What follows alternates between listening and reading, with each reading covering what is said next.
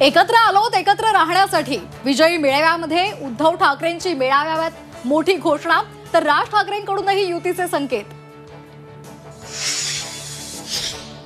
जे अनेकांना जमलं नाही ते फडणवीसांनी करून दाखवलं। एकत्र येण्यावरून राज ठाकरेंचा टोला तर आमच्यातला अंतरपाठ अनाजी पंतांनी दूर केला। उद्धव ठाकरेंनीही डिवचलं। जय गुजरात म्हणणारा बाळासाहेबांच्या विचारांचा पाईक असेल का? उद्धव ठाकरेंचा उपमुख्यमंत्री शिंदेंवर हल्लाबोल।